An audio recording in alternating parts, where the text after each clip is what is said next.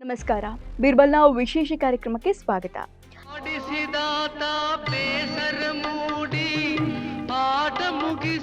ಆಟ ಮುಗ್ದೇ ಹೋಯ್ತು. ಸಿಬಿಐ ಇಕ್ಕಳದಲ್ಲಿ ಸಿಕ್ಕಾಕೊಂಡು ರಾಹುಲ್ ಗಾಂಧಿ ವಿಲ ಅಂತ ಒದ್ದಾಡೋ ಕಾಲ ಬಂದೇ ಬಿಟ್ಟಿದೆ.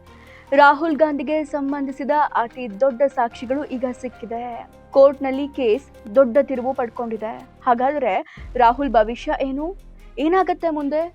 ಗಡಿಪಾರ್ ಆಗತ್ತಾ? ಅರೆಸ್ಟ್ ಆಗ್ತಾರಾ? ಇದೆಲ್ಲದ್ರ ಬಗ್ಗೆ ಡೀಟೇಲ್ ಆಗಿ ಮಾತಾಡೋಣ.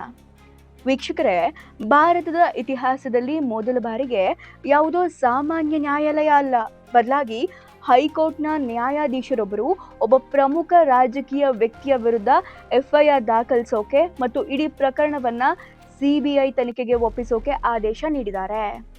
ನಾವು ಮಾತಾಡ್ತಾ ಇರೋದು ಕಾಂಗ್ರೆಸ್ ನಾಯಕ ರಾಹುಲ್ ಗಾಂಧಿ ಅವರ ಬ್ರಿಟಿಷ್ ಪೌರತ್ವದ ವಿವಾದದ ಬಗ್ಗೆ. ಈ ಪ್ರಕರಣದ ಹಿಂದೆ ದೀರ್ಘಕಾಲದ ಹೋರಾಟ ಇದೆ. ಕರ್ನಾಟಕದ ಒಬ್ಬ BJP ಕಾರ್ಯಕರ್ತ ವಿಘ್ನೇಶ್ ಶಿಶಿರ್ ಅವರು ಈ ಹೋರಾಟದ ಮುಂಚೂಣಿಯಲ್ಲಿದ್ದಾರೆ. ಇವರು ಬಹಳ ಸಮಯದಿಂದ ಜಿಲ್ಲಾ ನ್ಯಾಯಾಲಯಗಳು, ಹೈಕೋರ್ಟ್ ಮತ್ತು ಸುಪ್ರೀಂ ಕೋರ್ಟ್ ಅಲೆದಾಡ್ತಾ ಇದ್ದಾರೆ. ಅವರ ಪ್ರಮುಖ ಆರೋಪ ಏನು ಅಂದ್ರೆ, ರಾಹುಲ್ ಗಾಂಧಿ ಅವರು ಬ್ರಿಟಿಷ್ ಪೌರತ್ವವನ್ನ ಹೊಂದಿದ್ದಾರೆ, ಅಂದ್ರೆ ಅವರು ದ್ವಿಪೌರತ್ವವನ್ನ ಹೊಂದಿದ್ದಾರೆ ಅಂತ. ಭಾರತೀಯ ಸಂವಿಧಾನದ ಪ್ರಕಾರ ಭಾರತದಲ್ಲಿ ದ್ವಿಪೌರತ್ವಕ್ಕೆ ಮಾನ್ಯತೆ ಇಲ್ಲ. ನೀವು ಒಮ್ಮೆ ಬೇರೆ ಯಾವುದಾದ್ರೂ ದೇಶದ ಪ್ರಜೆಯಾದ್ರೆ ಅಥವಾ ಅಲ್ಲಿನ ಪೌರತ್ವವನ್ನ ಪಡೆದ್ರೆ ನೀವು ತಾನಾಗಿಯೇ ಭಾರತದ ಪೌರತ್ವವನ್ನ ಕಳ್ಕೊಳ್ತೀರಾ. ವಿಘ್ನೇಶ್ ಶಿಶಿರ್ ಅವರ ಈ ಅರ್ಜಿಯನ್ನ ಈ ಮೊದಲು ಹಲವು ನ್ಯಾಯಾಲಯಗಳು ತಿರಸ್ಕಾರ ಮಾಡಿದ್ವು. 2019ರಲ್ಲಿ ಸುಪ್ರೀಂ ಕೋರ್ಟ್ ಕೂಡ ಇದನ್ನ ವಜಾಗೊಳಿಸಿತ್ತು. ಈ ವಿಷಯವನ್ನ ಮೊದಲ ಬಾರಿಗೆ ಸುಬ್ರಹ್ಮಣ್ಯ ಸ್ವಾಮಿ ಅವರು ಎತ್ತಿದ್ರು ಅನ್ನೋದನ್ನ ನಾವಿಲ್ಲಿ ನೆನ್ಪು ಮಾಡ್ಕೊಳ್ಬೇಕಾಗತ್ತೆ. ಆದ್ರೆ ಈಗ ಏನಾಗಿದೆ? ಈ ಹಿಂದೆ ಕೆಳ ಹಂತದ ನ್ಯಾಯಾಲಯಗಳು ಮತ್ತು MP MLA ಕೋರ್ಟ್ಗಳು ಈ ಅರ್ಜಿಯಲ್ಲಿ ಯಾವುದೇ ಹೊಸ ಸಾಕ್ಷಿಗಳಿಲ್ಲ ಅಂತ ವಜಾಗೊಳಿಸಿದ್ವು. ಜನವರಿ 28, 2026ರಂದು ಸಹ MP MLA ಕೋರ್ಟ್ ಈ ಅರ್ಜಿಯನ್ನ ತಿರಸ್ಕಾರ ಮಾಡಿತ್ತು. ಆದ್ರೆ ಅಲಹಾಬಾದ್ ಹೈಕೋರ್ಟ್ನ ಲಕ್ನೋ ಪೀಠ ಈ ಪ್ರಕರಣವನ್ನ ಗಂಭೀರವಾಗಿ ಪರಿಗಣಿಸಿದೆ. ಹೈಕೋರ್ಟ್ನ ನ್ಯಾಯಮೂರ್ತಿ ಸುಭಾಷ್ ವಿದ್ಯಾರ್ಥಿ ಅವರು ರಾಹುಲ್ ಗಾಂಧಿ ವಿರುದ್ಧ FIR ದಾಖಲಿಸಿ ಪ್ರಕರಣವನ್ನ CBIಗೆ ವರ್ಗಾಯಿಸುವಂತೆ ಆದೇಶವನ್ನ ನೀಡಿದ್ದಾರೆ. ನ್ಯಾಯಮೂರ್ತಿಗಳು ತಮ್ಮ ಆದೇಶದಲ್ಲಿ ಒಂದು ಪ್ರಮುಖ ಅಂಶವನ್ನ ಪ್ರಸ್ತಾಪಿಸಿದ್ದಾರೆ.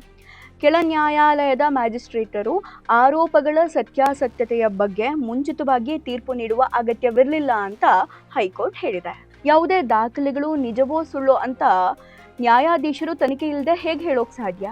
ಇದು ತನಿಖೆಯ ವಿಷಯವಾಗಿದ್ದು ಸಂಬಂಧಪಟ್ಟ ಇಲಾಖೆಗಳು ಅಥವಾ ಮಂತ್ರಿ ಮಂಡಲವು ಈ ಬಗ್ಗೆ ಸ್ಪಷ್ಟನೆಯನ್ನ ನೀಡಬೇಕು ಅಂತ ಹೈಕೋರ್ಟ್ ಅಭಿಪ್ರಾಯವನ್ನ ಪಟ್ಟಿದೆ. ಉದಾಹರಣೆಗೆ, ಒಬ್ಬರ ಅಂಕಪಟ್ಟಿ ಅಂದ್ರೆ ಮಾರ್ಕ್ ಶೀಟ್ ನಿಜಾನೋ ಅಲ್ವೋ ಅನ್ನೋದ್ರ ಬಗ್ಗೆ ಅಂಕಪಟ್ಟಿ ನೀಡಿದ ವಿಶ್ವಾಲಯವೇ ಹೇಳಬೇಕು ಅಲ್ವಾ?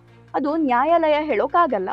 ಈ ಪ್ರಕರಣದಲ್ಲಿ ಅತ್ಯಂತ ರೋಚಕ ತಿರುವು ಬಂದಿದ್ದು ಕೇಂದ್ರ ಸರ್ಕಾರದ ಪ್ರವೇಶದಿಂದ. ಈ ಹಿಂದೆ ಸುಪ್ರೀಂ ಕೋರ್ಟ್ ಈ ಅರ್ಜಿಯನ್ನ ವಜಾಗೊಳಿಸಿದಾಗ ಕೇಂದ್ರ ಸರ್ಕಾರದ ಪ್ರಸ್ತಾಪ ಇರಲಿಲ್ಲ. ಆದ್ರೆ ಈ ಬಾರಿ ಹೈಕೋರ್ಟ್ ಕೇಂದ್ರ ಸರ್ಕಾರವನ್ನ ಪ್ರಕರಣದಲ್ಲಿ ಉಲ್ಲೇಖ ಮಾಡಿದೆ. ಅಮಿತ್ ಶಾ ಅವರ ನೇತೃತ್ವದ ಗೃಹ ಸಚಿವಾಲಯ ಈ ನ್ಯಾಯಾಲಯಕ್ಕೆ ಕೆಲವು ದಾಖಲೆಗಳನ್ನ ಸಲ್ಲಿಸಿದಾಗ ಈ ವಿಚಾರಣೆಯನ್ನ ಬಹಿರಂಗವಾಗಿ ನಡೆಸಬಾರದು ಅಂತ ವಿನಂತಿಸಿತ್ತು. ಯಾಕೆ ಅಂದ್ರೆ ಈ ದಾಖಲೆಗಳು ಅತ್ಯಂತ ಸೂಕ್ಷ್ಮವಾಗಿದ್ದು, ಅಂದ್ರೆ ಸೆನ್ಸಿಟಿವ್ ಡಾಕ್ಯುಮೆಂಟ್ಸ್ ಆಗಿತ್ತು. ಆದ್ರಿಂದ ಮುಚ್ಚಿದ ಕೋಣೆಯಲ್ಲೇ ವಿಚಾರಣೆ ನಡೆಯಿತು. ಈ ಟಾಪ್ ಸೀಕ್ರೆಟ್ ಫೈಲ್ಗಳಲ್ಲಿ ಏನಿದೆ ಅನ್ನೋದು ಯಾರಿಗೂ ಗೊತ್ತಿರಲಿಲ್ಲ. ಆದ್ರೆ ನ್ಯಾಯಾಧೀಶರು ಆ ದಾಖಲೆಗಳನ್ನ ನೋಡಿದ ನಂತರನೇ FIR ಮತ್ತು CBI ತನಿಖೆಗೆ ಆದೇಶ ನೀಡಿದ್ದಾರೆ ಅನ್ನೋದು ಇಲ್ಲಿ ಸ್ಪಷ್ಟ ಆಗುತ್ತೆ. ಗೃಹ ಸಚಿವಾಲಯದ ವಿದೇಶಿ ವಿಭಾಗಕ್ಕೆ ಅಂದ್ರೆ ಫಾರಿನ್ ಡಿವಿಷನ್ಗೆ ಸಂಬಂಧಿಸಿದ ಎಲ್ಲ ಅಗತ್ಯ ದಾಖಲೆಗಳನ್ನ ಹಾಜರಿಪಡಿಸುವಂತೆ ನ್ಯಾಯಾಲಯ ಸೂಚಿಸಿತ್ತು. ವಿಘ್ನೇಶ್ ಶಿಶಿರ್ ಅವರು ನ್ಯಾಯಾಲಯಕ್ಕೆ ನೀಡಿರುವ ದಾಖಲೆಗಳ ಪ್ರಕಾರ ರಾಹುಲ್ ಗಾಂಧಿ ಅವರು ಯುನೈಟೆಡ್ ಕಿಂಗ್ಡಮ್ನಲ್ಲಿ ಮತದಾರರಾಗಿದ್ದು ಮತ್ತು ಅಲ್ಲಿನ ಚುನಾವಣಾ ಪ್ರಕ್ರಿಯೆಯಲ್ಲಿ ಭಾಗವಹಿಸಿದ ದಾಖಲೆಗಳು ಕೂಡ ಅಲ್ಲಿ ಲಭ್ಯ ಇದೆ ಅಂತ ಹೇಳಲಾಗಿದೆ. ಈ ಪ್ರಕರಣದಲ್ಲಿ ಪಾಸ್ಪೋರ್ಟ್ ಕಾಯ್ದೆ 1967, ಅಧಿಕೃತ ರಹಸ್ಯಗಳ ಕಾಯ್ದೆ 1923 ಮತ್ತು ವಿದೇಶಿ ಕಾಯ್ದೆ 1946 ಈ ಎಲ್ಲಾ ಕಾಯ್ದೆಗಳ ಉಲ್ಲಂಘನೆಯ ಆರೋಪಗಳನ್ನು ಕೂಡ ಹೊರಿಸಲಾಗಿದೆ. ವಿಘ್ನೇಶ್ ಶಿಶಿರ್ ಅವರು ಈ ಹೋರಾಟಕ್ಕಾಗಿ ಸಾಕಷ್ಟು ಕಷ್ಟಪಟ್ಟಿದ್ದಾರೆ. ಅವರ ಮೇಲೆ ಪ್ರಾಣಾಪಾಯದ ದಾಳಿಗಳು ಕೂಡ ನಡೆದಿವೆ ಅಂತ ಹೇಳಲಾಗಿದೆ. ಮೊದಲು ಈ ಪ್ರಕರಣ ರಾಯ್ಬರೇಲಿಯ MP MLA ಕೋರ್ಟ್ನಲ್ಲಿತ್ತು.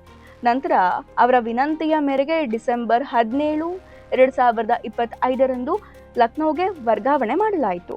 ಒಂದು ವೇಳೆ ರಾಹುಲ್ ಗಾಂಧಿ ಅವರು ನಿಜವಾಗಿಯೂ ಬ್ರಿಟಿಷ್ ಪೌರತ್ವವನ್ನು ಹೊಂದಿದ್ರೆ ಇದು ದೇಶಕ್ಕೆ ಅತ್ಯಂತ ಅವಮಾನಕಾರಿ ವಿಷಯ.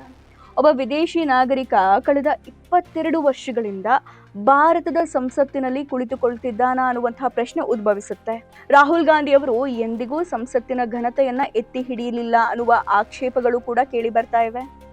ಇತ್ತೀಚೆಗೆ ಮಹಿಳಾ ಮೀಸಲಾತಿ ಬಿಲ್ ಬಗ್ಗೆ ಚರ್ಚೆ ನಡೆಯುವಾಗಲೂ ಕೂಡ ಅವರ ವರ್ತನೆಯನ್ನ ನಾವೆಲ್ಲರೂ ನೋಡಿದೀವಿ. ಈ ಪ್ರಕರಣ ಕೇವಲ ಒಬ್ಬ ವ್ಯಕ್ತಿಗೆ ಸಂಬಂಧಪಟ್ಟಿದ್ದಲ್ಲ, ಇದು ಭಾರತದ ಸಂಸದೀಯ ವ್ಯವಸ್ಥೆಯ ಪಾವಿತ್ರ್ಯತೆಗೆ ಸಂಬಂಧಿಸಿದ್ದು.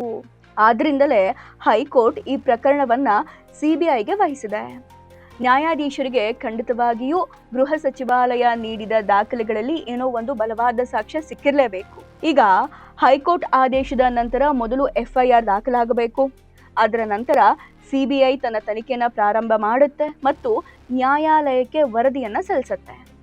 ಈ ಮಧ್ಯ ರಾಹುಲ್ ಗಾಂಧಿ ಅವರ ತಂಡ ಈ ಹೈಕೋರ್ಟ್ ಆದೇಶದ ವಿರುದ್ಧ ಸುಪ್ರೀಂ ಕೋರ್ಟ್ನಲ್ಲಿ ಮೇಲ್ಮನವಿ ಸಲ್ಲಿಸುವ ಸಾಧ್ಯತೆ ಕೂಡ ಇದೆ.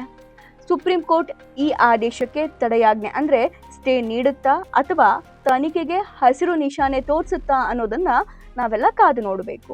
ನಮ್ಮ ದೇಶದ ಪೌರತ್ವ ಪ್ರಕ್ರಿಯೆಯನ್ನ ಜನಸಾಮಾನ್ಯರಿಗೆ ತಲುಪಿಸೋದು ಮತ್ತು ನಮ್ಮ ಪ್ರತಿನಿಧಿಗಳ ಪೌರತ್ವದ ಬಗ್ಗೆ ಸ್ಪಷ್ಟ ಘೋಷಣೆ ಇರೋದು ಬಹಳ ಮುಖ್ಯ. ಪಂಚಾಯತ್ ಪ್ರತಿನಿಧಿಯಿಂದ ಹಿಡಿದು ದೇಶದ ಸಂಸದರವರೆಗೂ ಪೌರತ್ವದ ವಿಚಾರದಲ್ಲಿ ಯಾವುದೇ ಗೊಂದಲ ಇರಬಾರ್ದು. ಸ್ನೇಹಿತರೆ, ಈ ಇಡೀ ಬೆಳವಣಿಗೆಯ ಬಗ್ಗೆ ನಿಮ್ಮ ಅಭಿಪ್ರಾಯ ಏನು? ನ್ಯಾಯಾಲಯದ ಈ ನಿರ್ಧಾರದ ಬಗ್ಗೆ ನೀವೇನು ಯೋಚನೆ ಮಾಡ್ತೀರಾ? ಕಮೆಂಟ್ ಬಾಕ್ಸ್ ಅಲ್ಲಿ ತಿಳಿಸಿ. ಇದು ದೇಶದ ಭದ್ರತೆ ಮತ್ತು ಸಂವಿಧಾನಕ್ಕೆ ಸಂಬಂಧಿಸಿದ ವಿಷಯ ಆಗಿರೋದ್ರಿಂದ ನಾವು ಇದರ ಮೇಲೆ ನಿರಂತರವಾಗಿ ನಿಗಾ ಇಟ್ಟಿರ್ತೀವಿ.